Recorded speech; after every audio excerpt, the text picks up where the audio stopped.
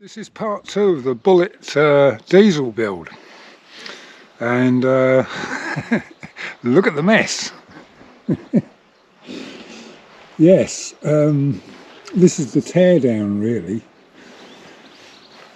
I haven't been able to work on this for the last week because in the workshop it is just so hot. During the day it will get over 100 degrees Fahrenheit in there, and I can't be doing with it.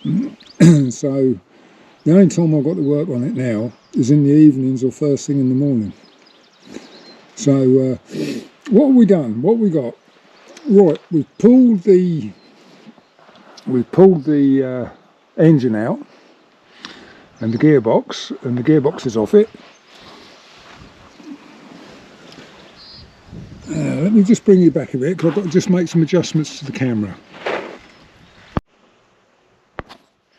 Right, that's better. I was using the microphone on the front. Oh, I've got to use it on the back now. So yeah, that's the old engine come out, and there we got the gearbox just there. Everything's got to be degreased now, and I've pillaged all the parts I'm going to need for the diesel build. Now the gearbox will go back in the frame. Although it was bolted by those studs on the back there, it was bolted onto the engine there. That's where how they fix. So I've cut a piece of plate, and this piece of plate is going to bolt onto the front of the gearbox, like so. And then this is the actual plate that the engine is going to sit on, which will get welded to this plate at right angles, and then it's a case of from then shifting the diesel engine about until I can get it to line up. I'm hoping I can get the crankshaft of the diesel engine to line up with the clutch, but it can be done. I was looking at one that had been done like that, but they didn't show any internal details, so I might still have to have the extended main shaft, so not a big deal. So yeah, so that's the next thing we've got to do, is degrease everything, including the frame. Got spanners everywhere, look. All that lovely old gunk on there, look. That's from oiling the chain, I think.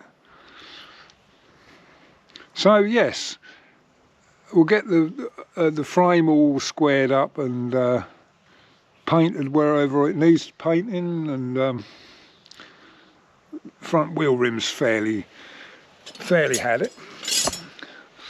That isn't going to clean up, that's rust, that is. So anyway, I've got new wheel rims, but I'm not fussed about that. It's getting the mechanical side of it sorted out first. So in here, this is the inner chain case for the electric start version, which is what this was. So we've got the alternator rotor and all the associated fasteners all stuck to the magnets, and the alternator stator, which I shan't be using as the diesel engine has got its own magneto for charging batteries. And apparently that's what everybody uses anyway, so yeah, so the old engine can get a good old degrease, and that can get put away ready to be rebuilt. We won't know what's wrong with that yet until I pull it apart. I'm not going to speculate, but it's fairly worn out. So this is this is the plan. This is how it's all going to go together. This will be at, like I say, exactly right angles.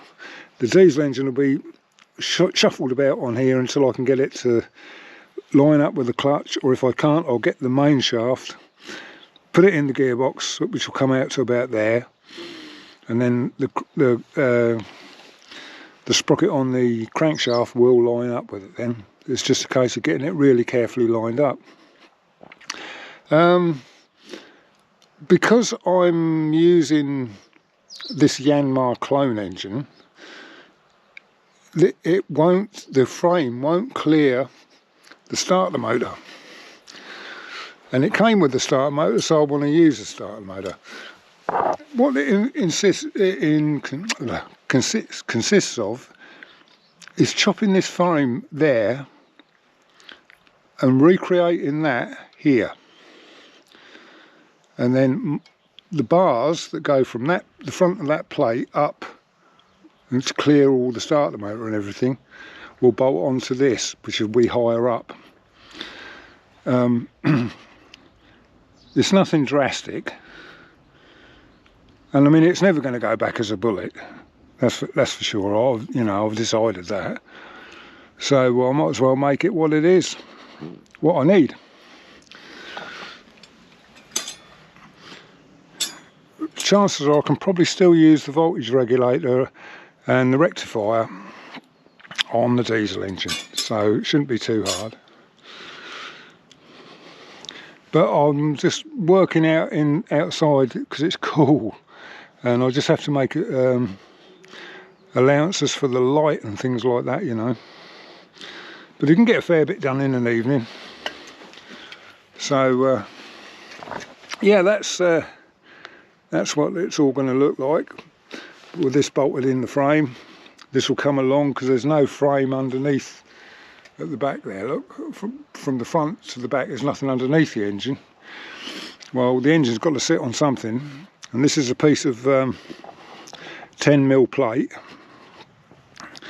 I want it all tough and heavy duty because it is a diesel engine, and it's going to try and vibrate and crack things and all sorts of things, you know, so you've got to make it tough.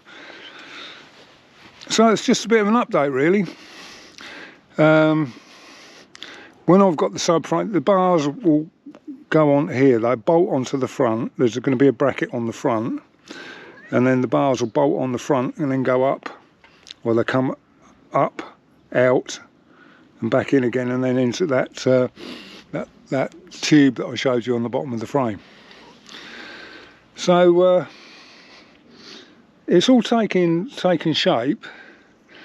It's just that I haven't been able to get on with it because it's just been so hot.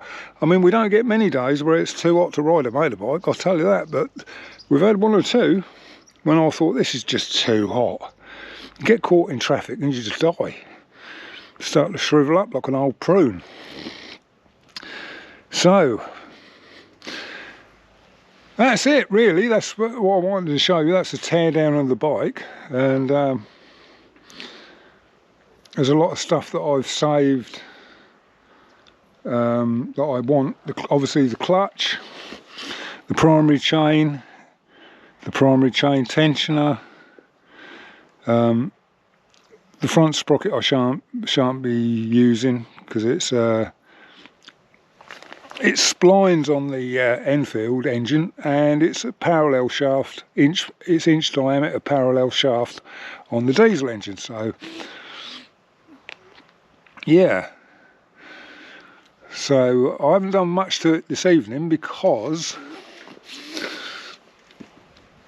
if you want to know what this piece of plastic is on top of my tank, it's to stop the sun heating up the tank. You can't touch the tank after the sun's been on it. I'm worried it's going to explode.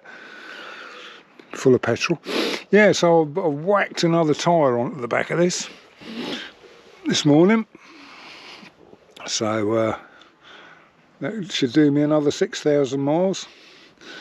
And while I was mauling the tower about, I'm quite surprised at how good the rims are, you know. All that stuff I put on the chain has kept them fairly bright. I thought they'd be red rusty by now, but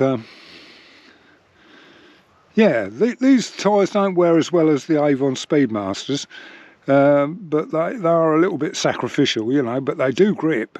You can hoon them round the corners if you want. So this kit of parts is all coming together bit by bit by bit. I'll have a tidy up before I go home tonight and get everything into some big boxes, like big boxes. So you can see the general plan. Diesel engine's going to sit on the plate. That's bolted to the front of the gearbox. It's all bolted into the frame, and then there's big bars that support the front of the thing up there. I might have to cut a little snotch in there to clear the. There's an oil filter that screws into the back of the engine, and you need to cut a bit out in order to get that undone and get it out. So I'll have to attend to that, and I'll design that around that. Yeah, I'm quite looking forward to it. Now we're getting sort of like long dry evenings, and instead of hooning out on the bikes and trying to keep cool, I'll be getting on with this.